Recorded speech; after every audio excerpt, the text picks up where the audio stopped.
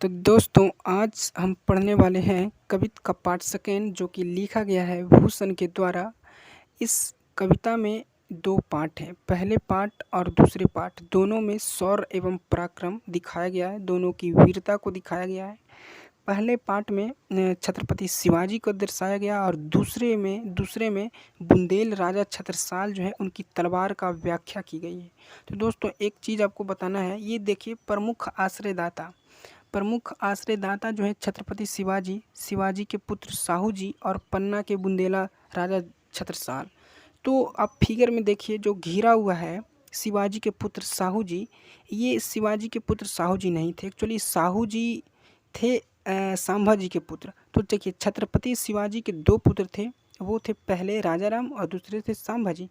तो सांभे जी को जो पुत्र थे वो थे साहू जी। एक छोटी सी मिस्टेक हो गई, छपने में हो गई होगी, और ये फिफ्थ राजा थे। तो देखिए इस जो पाठ हम आज पढ़ने वाले हैं वो हैं बुंदेल राजा की छत्रसाल के बारे में। मेन रूप से इनकी तलवार ऐसे चलती है कि इनके तलवारों का व्याख्या की गई है।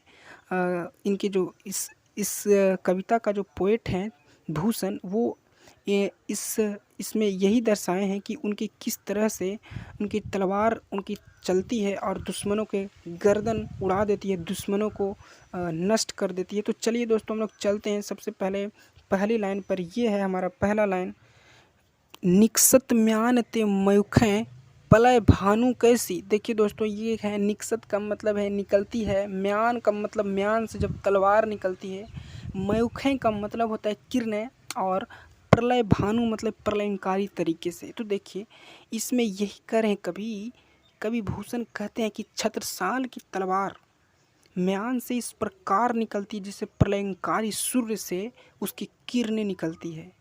और अगला लाइन ये है, फारे तम तोम से गयंत दन के जाल को। फारे का मतलब इधर उधर कर देना, तीतर बीतर कर देना, इधर उधर फैला देना, और गयंत दन मतलब हाथियों का झुंड। तो इसमें करें आपके मतलब जब तलवार निकलती है ना तो हाथियों की झुंड को तीतर बीतर इधर उधर कर देती है, जैसे कि सूर्य की किरणें अंधेरे को कर देती हैं। तो देखिए इसमें इनकी तलवार के बड़ाई की गई है, इनका तलवार की व्याख्यान किया गया है। और दूसरा पैराग्राफ दूसरा लाइन ये है, लागती लपकी कंठ पैरिन के नागिनी सी रुद्र ही रिझावे दय दय मुंडन की माल को। देखिए लागती का मतलब ऐसा लगता है और लपकी का मतलब होता है लिपट जाना, लपकी का मतलब लिपट जाना, वैरिन का मतलब होता है शत्रु, और नागिनी सी मतलब नागिन के जैसा। ओके, तो देखिए कहते हैं कवि भूषण कि हे राजन, आपकी तलवार शत्रुओं की गर्दन से नागिन की तरह लिपट जाती है, नागिनी सी मतलब नागिन के जैसा, और रुद्र ही रिझावे दय दय मुंडन की माल को। रुद्र का मतलब होता है शिव। हिस्ट्री में जो पढ़े होंगे रुद्र एक शिव हैं, शिव भगवान शंकर भगवान को रुद्र कहा जाता है। तो रुद्र ही रिझावे मतलब खुश करने के लिए, प्रसन्न करने के लिए, रिझावे का मतलब होता है प्रसन्न करना।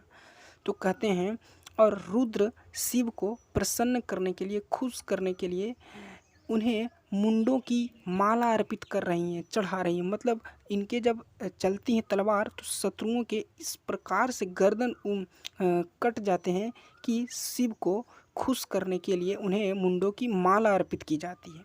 और अगला लाइन है, लाल क्षितिपाल छत्रसाल महाबाहुबली कहाँ लौं बखान करऊं तेरी करवाल। देखिए लाल का मतलब होता है प्यारा, और क्षितिपाल मतलब धरती के मालिक, छत्रसाल मतलब छत्रसाल इनका नाम है, और महाबाहुबली आप देखिए सुने होंगे नाम, बाहुबली, महेंद्र बाहुबली, अमरेंद्र बाहुबली, बाहुबली फिल्म में, और यहाँ है महेंद्र बाहुबली, यहाँ है छत्रसाल महाबाहुबली।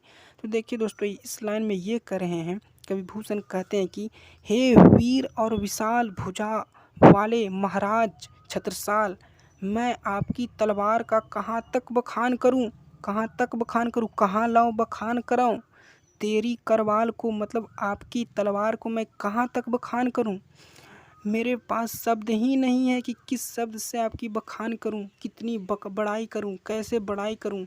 आपके जो तलवार है ना अत्यंत प्रलयकारी है, जो शत्रुओं के समूह को खदेड़ देती है, पिछाड़ देती है और नष्ट कर देती है। तो दोस्तों इनकी तलवार के बारे में ये सभी कहे गए हैं। इनकी तलवार ऐसे चलती हैं कि शत्रुओं की दिल दहल जाती है, इनको नष्ट कर देती है, इनको पिछाड़ देती है, इनको खदेड़ देती है।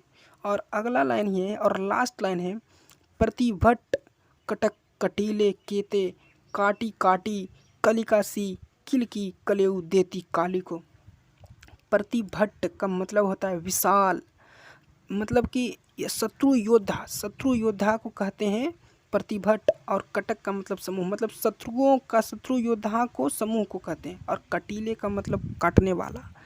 तो कहते हैं कवि भूषण कहते हैं कि आप शत्रु योद्धा के समूह को इस तरह से काट देते हैं, इस तरह से काट देते हैं जैसे कलिका सी किलकी कलेऊ देती काल को। कलिका का मतलब होता है काली माता के रूप को, काली माता के रूप को कहते हैं कलिका। और किलकी का मतलब प्रसन्न करने के लिए, कलेऊ का मतलब भोजन, मतलब जैसे काली माता को भोजन के रूप में सिर देना। दोस्तों आप इस पूरे पैराग्राफ में देख रहे होंगे कि इनकी तलवार को व्याख्या की गई है, इनके तलवार को बड़ाई की गई है, इस प्रकार से बड़ाई की गई है। देखिए ये तो इसमें इस पैराग्राफ में छत्रसाल के शौर्य एवं पराक्रम, वीरता, धीरता, पौरुष का वर्णन किया गया, उनके तलवार का वर्णन किया गया है।